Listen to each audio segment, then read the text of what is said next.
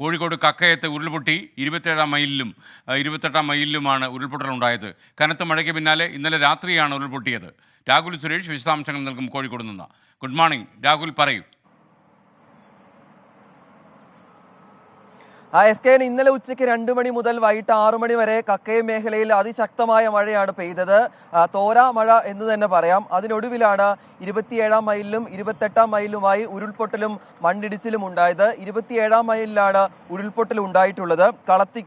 കളത്തിങ്ങൽ മുജീബിന്റെ വീടിന് സമീപത്താണ് ഉരുൾപൊട്ടിയത്.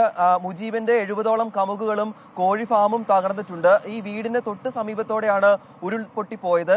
ഈ സമയത്ത് ഈ വീട്ടിൽ ആളുകൾ ഉണ്ടായിരുന്നില്ല. രാത്രി ഇവർ തിരിച്ചെത്തിയപ്പോഴാണ് ഉരുൾപൊട്ടലിന്റെ വിവരങ്ങൾ അറിയുന്നത്. തുടർന്ന് ഇവർ ബന്ധുവീട്ടിലേക്ക് മാറി താമസിക്കുകയായിരുന്നു. ഇന്ന് രാവിലെ എത്തി പരിശോധിച്ചപ്പോഴാണ് ഇത്തരത്തിൽ വലിയ രീതിയിലുള്ള നാശനഷ്ടം ഉണ്ടായതായി തിരിച്ചറിയുന്നത്. വീടും നിലവിൽ അപകടാവസ്ഥയിലാണ് എന്നാണ് മുജീബ് നമ്മളോട് പറഞ്ഞത്. 28 മൈലിലാണ് മണ്ണിടിച്ചിൽ ഉണ്ടായിട്ടുള്ളത്. റോഡിലേക്ക് മണ്ണും മരവും കല്ലും വീഴുകയായിരുന്നു. ഇതിൽ ഏറ്റവും പ്രധാനപ്പെട്ട കാര്യം ഈ കക്കയം ടൂറിസം കേന്ദ്രങ്ങളിലേക്ക് ഉൾപ്പെടെ ആളുകൾ വന്ന് തിരിച്ചു പോകുന്ന ഒരു സമയം കൂടിയായിരുന്നു ഈ വൈകിട്ട് 6 മണി സമയം. പക്ഷേ ആളുകൾ ആരും തന്നെ പരിക്കേൽക്കാതെയും മറ്റ് അപകടങ്ങൾ ഉണ്ടാകാതെയും രക്ഷപ്പെട്ടു എന്നതാണ് ആശ്വാസകരമായ കാര്യം. SK.